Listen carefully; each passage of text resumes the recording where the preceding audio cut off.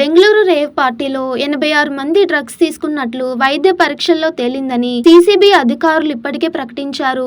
నగర శివారులో గత ఆదివారం రాత్రి నిర్వహించిన రేవ్ పార్టీని పోలీసులు భగ్నం చేసి సుమారు 106 మందిని అదుపులోకి తీసుకున్నారు. వారిలో 73 మంది పురుషుల్లో 59 మందికి, 30 మంది మహిళల్లో 27 మందికి చెందిన రక్త నమూనా పరీక్షల్లో డ్రగ్ పాజిటివ్ వచ్చిందని పోలీసులు గుర్తించారు.